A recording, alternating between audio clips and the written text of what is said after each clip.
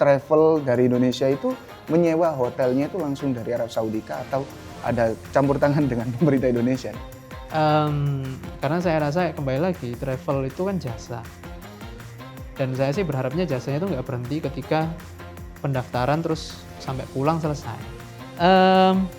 Mengambil lah. Uniknya sih kalau nggak salah itu ada kalau jamaah haji Aceh itu punya hotel wakaf di sana. Tower Zam-Zam itu satu tower kamarnya ada sekitar 1.100. Cuman kalau di kita kan nggak mau melalui perantara.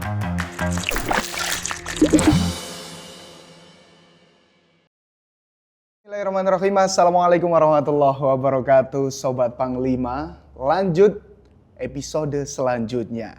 Di sini Alvan Thorik menemani Anda, Sobat Panglima. Kita akan membahas tentang yang baru-baru ini memang ramai diperbincangkan antara Indonesia dengan pemerintah Arab Saudi.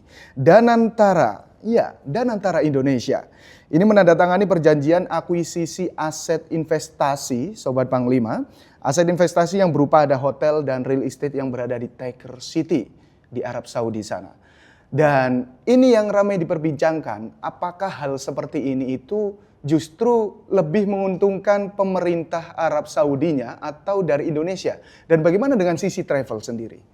Dan di hari ini, Alvan akan berbincang dengan CEO Panglima Express terkait Danantara versus travel. Ada Mas Andre Virgantara Putra. Assalamualaikum Mas Andre. Waalaikumsalam warahmatullahi wabarakatuh. Masya Allah, bertemu di sini ya saya ya. Iya. Sehat Mas Andre? Alhamdulillah sehat. Alhamdulillah. Saya suka loh di sini Mas Andre. Apanya? Saya ya jilat-jilat sebentar aja ya. Oh, iya. Ya ini bajunya bagus ini. Alhamdulillah. Cocok ya di sini. Nggak tahu, kita kan nggak tahu ke depan. Oh iya, oke. Itu ya. Baik. Tawa kamera kita. Nah, udah, kita membahas tentang Danantara versus travel di Mas Andre.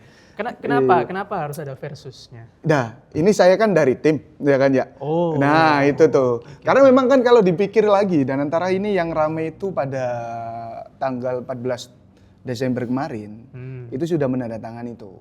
Yang dimana itu sekitar kalau saya lihat berita itu 4,4 hektar tanah ya. Bahkan sebelumnya itu tahun 2002 bulan kemarin itu bahkan sampai 80 hektar.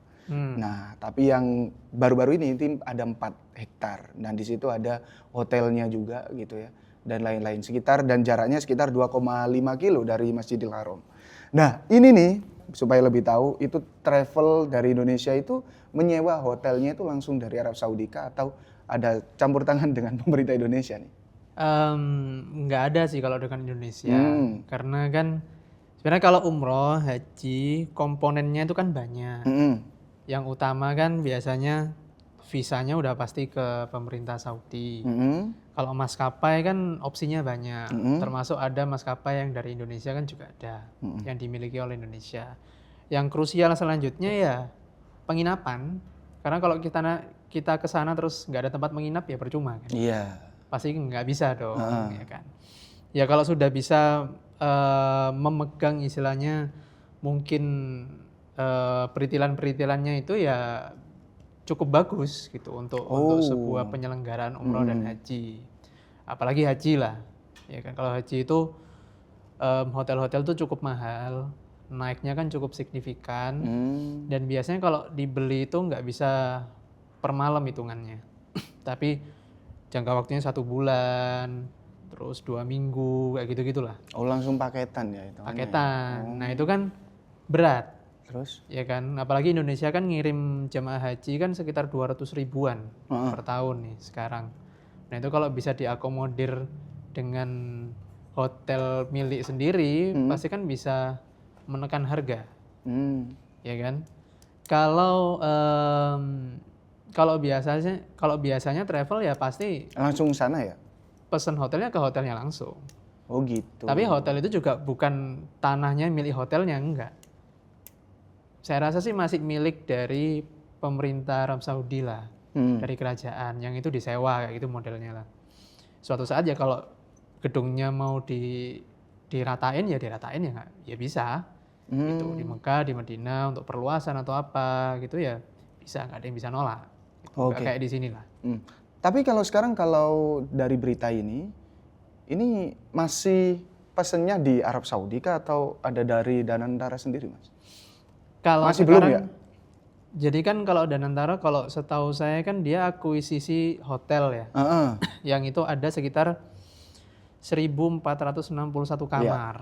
Yang satu kamar mungkin bisa diisi 4 sampai 5 orang. Satu kamarnya. Jadi dikali aja udah berapa ribu orang kan bisa diakomodir. Cuman ya Cuman kedepannya Panglima nggak di hotel situ gitu ya? belum pernah. Oh belum Belum pernah. pernah karena kan otomatis kalau 2,5 kilo itu agak jauh ya. Sementara ini pakai shuttle. Ya mungkin kedepannya bisa dibuatkan jalur tersendiri untuk jamaah biar bisa langsung ke Haram. Mungkin ada kereta cepatnya atau apa kan bisa juga. Jadi memudahkan. Tapi kalau sekarang kita masih belum dan kita nggak tahu hotel yang diakuisisi ini nanti apakah memang disewakan untuk travel. Oh masih belum tahu ini. Belum tahu. Kita kan menunggu juga. Apakah mau dipakai sendiri oleh pihak Danantara dan pemerintah Indonesia, kita kan nggak tahu. Apakah cuma dipakai di musim haji, apa dipakai juga untuk umroh. Tapi kalau orientasi profit sih kayaknya rugi banget kalau dipakai cuma buat haji kan. Iya. Ya pasti di luar haji dalam 9 bulan, 10 bulan di luar itu ya bisa dipakai untuk umroh supaya bisa menghasilkan gitu loh. Asetnya nggak diem aja. Kalau menurut Mas Andri sendiri nih, ini kan perwakilan dari travel gitu ya. Nggak mungkin dong saya ngundang travel begitu banyaknya di sini, ya kan? Apalagi milik Panglima ini. Nah ini. Oke. Ini kalau dengan adanya Danantara ini, berarti kan pemerintah Indonesia apa hitungannya ya, menjualkan ke travel-travel yang ada di Indonesia juga gitu ya, menyewakan gitu kan. Nah ini lebih untung apa lebih rugi, Mas? Kemungkinan seperti itu, bisa jadi seperti itu. Iya, Maksudnya kalau semisal ada untuk seperti itu tuh. menyewakan ya. Tapi kan kita nggak tahu ke depannya. Maksudnya kalau nanti ada perusahaan sendiri yang mengolah itu kayak gitu kan ya kita mungkin travel bisa beli kamar hotelnya ke perusahaan tersebut kan, mungkin ke Danantara atau anak perusahaannya kayak gitu. Atau mungkin Danantara dengan anak perusahaannya yang mengelola umroh dan hajinya, akhirnya bisa dibuka juga untuk masyarakat. Kan nggak menutup umroh dan juga. hajinya, kemungkinan ya, kemungkinan. Ini kan semua kan kemungkinan, masih bisa dipilih. Cuman dalam artian begini, sebenarnya ekosistem umroh dan haji itu kalau sekarang kan banyak dipegang oleh swasta ke swasta. Ya. Indonesia masih belum ada istilahnya nyemplung kayak BUMN-nya atau apa yang cukup masif kecuali mungkin di pesawat. Kalau di pesawat mungkin sudah ada dari dulu kan pesawat-pesawat Indonesia yang memang di bawah pemerintah Indonesia. Cuman kalau aset di Saudi itu baru ini. Nah, ini kan sudah megang cukup banyak aspek dari haji dan umroh dan haji termasuk pesawat, termasuk hotel, visa mungkin juga bisa antara G2G government kan juga masih bisa diakomodir lah kemungkinan. Dan saya rasa juga travel nggak punya dana yang semasif itu juga. Jadi ya ini kembali lagi tergantung bolanya sekarang kalau saya rasa sih ada di Danantara gitu kan. Tinggal mau seperti apa ekosistem umroh dan haji ini dibentuk seperti apa. Karena ya market pasti mengikuti, masih berubah. Tinggal setiap travel ya harus bersiap untuk segala kemungkinan. Gitu. Mau opsi A, B, C, D ya harus siap semua. Karena kita nggak bisa menolak itu. Namanya juga market bebas ya. Jadi kita kembalikan lagi konsumen juga. Berarti ini wait and see ya Mas ya? Iya. Dari sisi travel tetap wait and see. Saya rasa sih kalau dunia travel umroh dan haji itu udah biasa lah. Dinamika lapangan, perubahan regulasi, perubahan market, perubahan behavior customer itu saya rasa sudah dirasakan terus tiap tahunnya. Cuman memang saya rasa sih ini suatu hal yang baru karena di situ sudah ada pemerintah sudah mempunyai aset di situ. Baik, oke. Jadi udah apa ya? Ini masih belum pernah Iya, kejadian. belum pernah kelihatan kejadian. kan. Ya sebelumnya memang belum pernah. Terus kan ini pergerakannya kan masih nggak tahu juga ke depannya. Iya, tapi pergerakan ini saya rasa akan cepat. Akan cepat ya. Dan Cepat. travel harus siap kalau semisal pemerintah ada penjualan ya seperti. Iya, tapi haji kita dan bisa umroh. ngelihat kok mungkin ya. Tapi kalau 2,5 katakanlah yang di apa namanya yang digadang-gadang sebagai hotelnya si Danantara ini kalau semisal membuat travel haji dan umroh gitu ya pemerintah Indonesia dengan 2,5 loh Mas Andre, jarak 2,5 kilo. Nggak ada masalah sebenarnya Mas Alvan. Tinggal kan Nggak ada transportasinya. Maksudnya transportasi kan bisa diakomodir juga. Ah. Entah itu pakai shuttle bus atau nanti mulai dibikin jalan khusus untuk langsung ke Masjidil Haram biar nggak susah. Entah itu nanti mungkin ada kereta. Karena hotelnya bagus kok. Maksudnya bukan hotel yang bintang 1, bintang 2 gitu. Benar-benar hotel yang saya rasa sih proper untuk dipakai. Oh. Jadi nggak ada masalah gitu loh. Gitu ya. Saya juga sebenarnya excited, pengen nyoba gitu loh. Kalau Oh, besok jadi jamaahnya kalau bisa, memang ada ya. Maksudnya nyobain fasilitasnya di situ. Oh gitu. Ini kan unik ya, maksudnya di sana dengan manajemen Indonesia itu unik lah. Di sana mungkin kita bisa dapat taste Indonesianya. Siapa Dapat tahu. taste Indonesianya. Oke. Justru kalau semisal kayak gitu nih Mas Andri, apakah juga menjadi sebuah masalah juga ya buat travel gitu ya? Kita kan nggak tahu juga gini kan, maskapai juga Indonesia juga punya. Terus juga yang tadi kan dijelaskan bahwasannya lengkap juga Indonesia punya segala hal lah. Visa government to government gitu kan. Terobosan apa yang semisal ada Indonesia mendirikan travel haji dan umroh yang didirikan Indonesia sendiri nih? Saya rasa sih Dari sisi masyarakat, travel terobosannya apa? yang pasti itu nanti masyarakat tuh pasti trust lah. Maksudnya nggak mungkin uangnya hilang gitu loh. Oh Iya gitu. kan? Maksudnya Oh gitu. kalau sekarang kita sering dengar berita ketipu travel, ketipu ini. Saya rasa nanti cerita itu udah bisa ditekan. Oke, baik. Iya kan? Iya. Paling nggak iya. dengan adanya dibantu mungkin yang dari sisi pemerintah diakomodir, akhirnya trust dari masyarakat pun juga lebih percaya di situ iya, ya. apalagi untuk yang first timer yang belum pernah berangkat kan, takut kayak gitu, belum punya experience, pasti kan itu opsi yang sangat bagus kalau menurut saya. Kalau ke travel pasti marketnya akan berubah. Ya kalau saya rasa sih travel itu kan jualnya jasa ya. Kembali lagi ke jasa biro travel haji dan umroh. Otomatis kita itu nggak jualan hotel, nggak jualan pesawat, itu fasilitas yang kita tawarkan. Cuman istilahnya kita tuh kayak brokernya pesawat, brokernya hotel gitu kan. Karena kan pengurusan pesawat, hotel dan semuanya itu kan di mereka. Yang kita bisa tawarkan kan pelayanan jasa kita langsung ke jemaahnya itu, ya kan. Dan itu yang mungkin akan berbeda-beda. Satu travel ke travel yang lain ataupun travel dengan pemerintah. Karena gini, mungkin hal ini juga sudah terjadi sebenarnya di negara lain. Mana Mas? Kalau saya nggak salah mungkin di Malaysia. Oh, pemerintah Malaysia punya sendiri? Kalau nggak salah punya kok. Cuman travel masih bisa hidup karena ekosistemnya terjaga gitu loh. Ya nggak ancur-ancuran harga kan kayak gitu. Terus habis itu mungkin marketnya kebagi, ada yang premium, ada yang ekonomis, ada yang memang nyari pelayanan jasa di situ, ada yang memang ya sudah nggak ada masalah asal berangkat kayak gitu kan. Market-market gini kan pasti akan kebagi kan. Nah itu yang kita belum tahu. Kalau sekarang marketnya kan masih di-pooling ke swasta, ke travel itu. Oh gitu ya. Tapi khawatir nggak sih Mas kalau semisal faktor harga nih? Apalagi sana punya semuanya loh, perizinan dan lain-lain. Loh, kalau kekhawatiran tuh pasti ada. Kalau nggak punya kalau khawatir harganya kita nggak bisa waspada. Kalau harganya lebih murah sana gitu.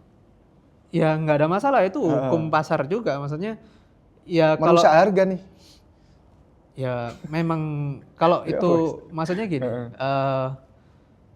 komponen itu kan sudah pasti dihitung semua ya, untung ruginya atau apa, dan nggak ada yang bisa menyalahkan juga kalau sebuah travel Iya. itu membuat harga yang cukup murah. Dan antara Asalkan abadi gitu misalnya. ya nggak selalu dan antara. Oh, Maksudnya iya. travel di luar sana kalau mau taruh di harga 23 juta, 24 juta ya it's okay aja, toh masih dalam aturan dari kementerian kan. Kalau batas bawahnya kan 23 juta, yang mungkin nggak boleh masih di bawah itu nggak boleh kayak gitu. Ya kalau ada 23 juta ya why not? Gitu loh. Kalau jemaah bisa mengakomodir jemaah dan bisa dengan ekonomis bisa berangkat, kan kenapa enggak? Kan saling menguntungkan. Iya. Gitu toh.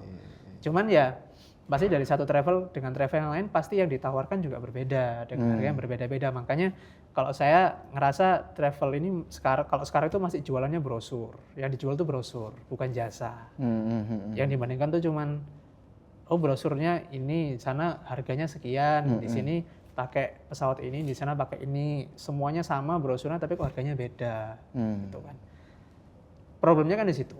Orang belum pernah berangkat, tapi misal Mas Alvan sales nih, sales travel, saya belum pernah berangkat. Mas Alvan bilang kita yang paling bagus pelayanannya. Kayak Semua mana kayak pelayanannya? Gitu. Kan nggak bisa ngerasain. Iya. Kecuali saya sudah nyoba di 5 tempat terus habis itu nyoba Mas Alvan. Oh gitu. Kan bisa membandingkan. Betul. Kalau ini kan nggak bisa. Betul. Yang dibandingkan ya cuma brosur. Gitu. Nah itu kan bukan problem sih, realita lapangan. Gitu. Nah kalau Mas Alvan milih nih ada yang di backing dengan pemerintah dan uang yang cukup besar dengan travel yang baru muncul, pilih mana? Pemerintah dong. Oh iya, daripada nggak berangkat. Iya, daripada nanti tambah kacau. Ya, akhirnya apa? Trust di situ. Trustnya ya. Oke. Berarti kalau ini kan kemungkinan ya, kita bicara tentang kemungkinan ya, banyak kan ya. Karena kan belum ada nih pergerakan menuju ke arah sana kan Mas Andre. Cuman beli ini, beli aset, akuisisi ini dan lain-lain. Kalau semisal Danantara Indonesia ini masih terus ujuk-ujuknya bikin travel gitu ya, travel haji dan umroh. Pemerintah punya sendiri nih, kayak seperti di Malaysia, ya kan ya. Berarti bisa jadi lambat laun ini memperbaiki ekosistem travel haji dan umroh. Oh, seharusnya begitu. Oh. Seharusnya kan begitu. Jadi jangan sampai ada yang ketipu lagi, jangan sampai ada yang nggak berangkat lagi, karena kan otomatis kayak travel tuh harus memperbaiki diri juga. Apa yang mungkin missing di situ, yang nggak ada di pelayanannya, di fasilitasnya, mungkin bisa diakomodir oleh travel yang sudah ada. Marketnya akan berubah pasti, tinggal gimana caranya bisa adaptif, beradaptasi. Ya berharapnya ekosistem itu akan semakin lebih baik. Akan semakin lebih baik ya. Tapi ya mungkin nggak langsung ke sana lah, mungkin pelan-pelan kan ya. Dengan adanya aset sekarang ya bisa menghasilkan nanti melalui travel beli, dipakai travel dulu. Kalau sudah dipakai travel, oh nyaman nih orang-orang, ya udah dikelola sendiri pun nggak ada masalah gitu loh.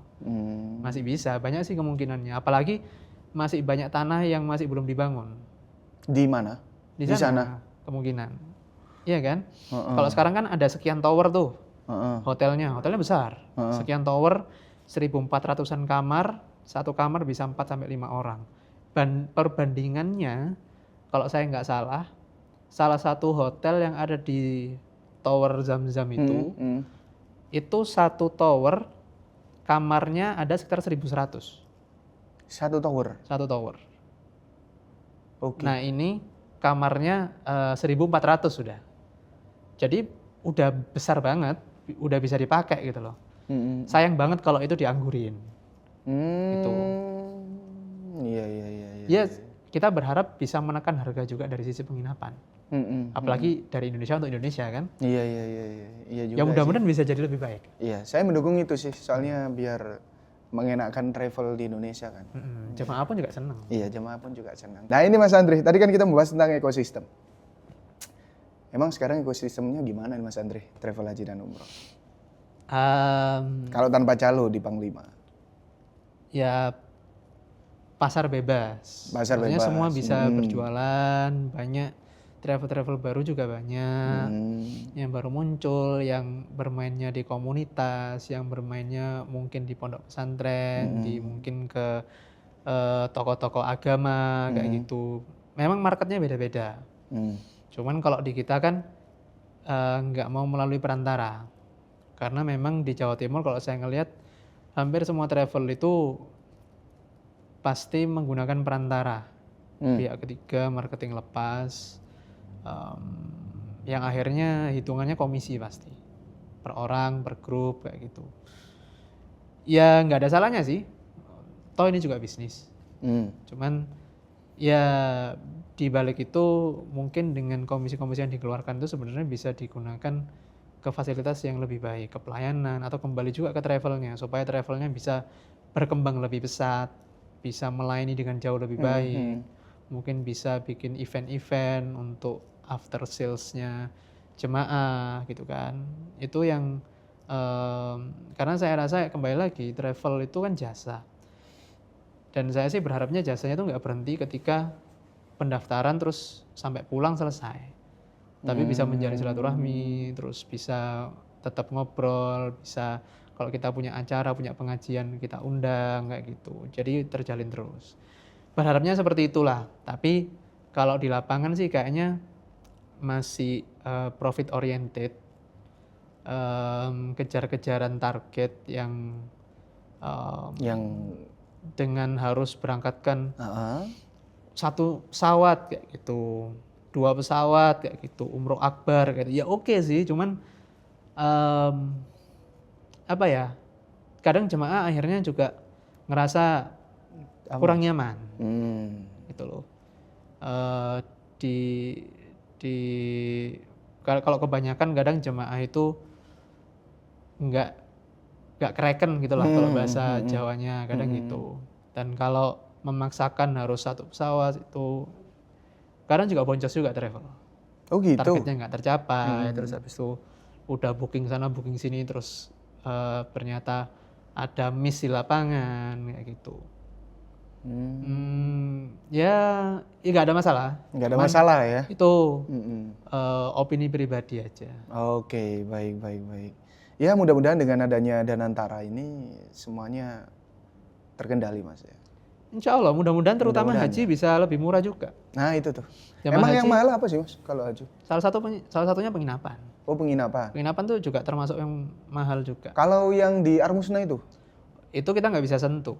Oh nggak bisa. Karena itu kan diswastakan, dipegang oleh swasta-swasta di Saudi yang udah ditunjuk. Oh. Biaya layanannya pasti tiap tahun beda-beda, tiap syarikah pun beda-beda.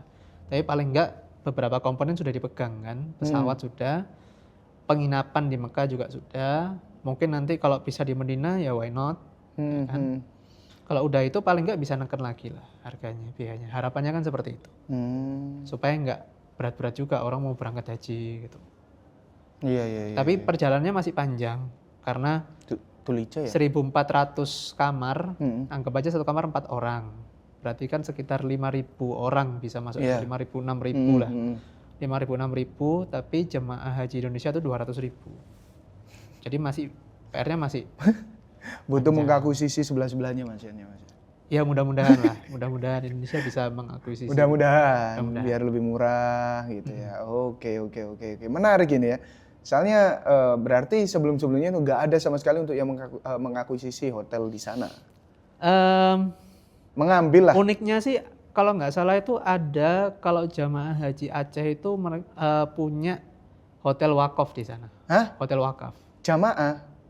Iya untuk bukan pemerintah. Untuk daerah Aceh kalau nggak salah. Saya kurang paham ya. Cuman pernah waktu itu kemarin saya baca juga kalau warga Aceh ke sana khusus itu, warga Aceh. Iya, itu dikasih ada kayak uang saku gitulah, uang sangu gitu loh.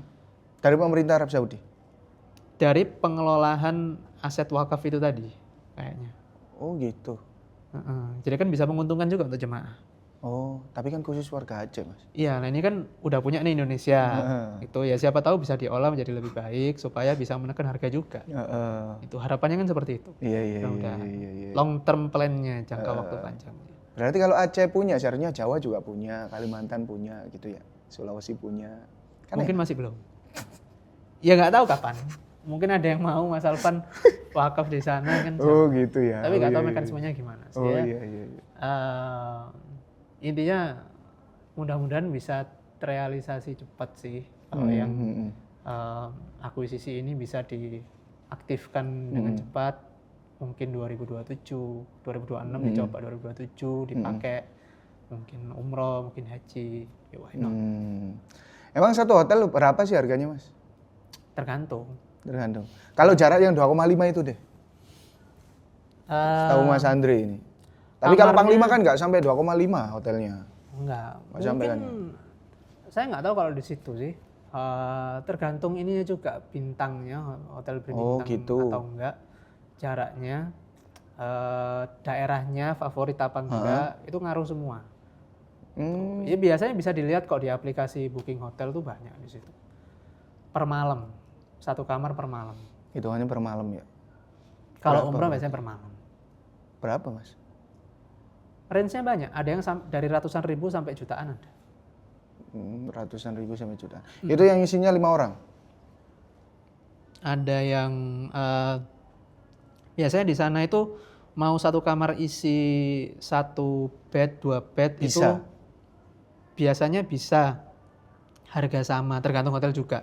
Cuman tinggal bayar kayak, oh kalau 1 kamar tuh berempat, berarti nanti bayar makan 4 orang. Gitu. Kalau 1 kamar berdua, bayar makannya 2 orang, tapi harga kamarnya sama. Ada yang seperti itu. Macam-macam lah di sana kalau modelnya. Tapi ya kalau memang bisa, ada juga modelnya tuh di blok. Misal, oh ada yang beli nih lantai 10, itu ada si A yang beli, nanti dijual lagi gitu ada. Baik, ini kan Danantara kan cuma menguasai apa itu? 1 tower ya? Oh enggak, Berapa berarti? lupa Kan berapa tower 1.400-an. Iya, tapi ada beberapa tower. 1 tower 1.100. Itu yang di Tower Zamzam. Tower Zamzam. Itu kan perbandingan aja. Oh. Tapi ini kan ada hotel sendiri, ada beberapa tower yang totalnya itu 1.400-an kamar. Iya. Saya masih punya mungkin beberapa lahan lagi yang masih bisa dibangun tower-tower lagi. Di sana itu, ini kan saya belum pernah ke sana nih, ya kan ya. Kalau pernah ke sana ya nggak apa-apa gitu kan, tapi kan belum. Nah, setahu saya Mas Andre ya, di daerah sana itu di Arab itu yang mengelola hotel-hotelnya itu bukan pemerintah Arab Saudi tapi swasta sana. Iya, swasta. Begitu. Iya, ada Apa pengelolanya nanti kayak sewa izin gitu loh. Izin mengelola 5 tahun atau berapa tahun memanage properti itu. Gitu. Itu ada. Jadi bukan langsung diolah oleh pemerintah enggak, tapi Enggak memang sama swasta. Oh, sama swasta. Berarti banyak dong milik swasta di sana. Banyak. Perusahaan-perusahaan hotel banyak di sana. Ya kita kan belinya ke perusahaan hotel itu. Oh. Tuh, yang tetap mereka akan bayar pajak ke pemerintah. Itu ya harganya sudah termasuk. Oh. Kalau kita kan beli harganya berapa, nanti ya urusan pajak atau apa kan dari swastanya Saudi ke pemerintah Saudi. Sudah tergantung pengelola juga ya. Oh, bagus ini.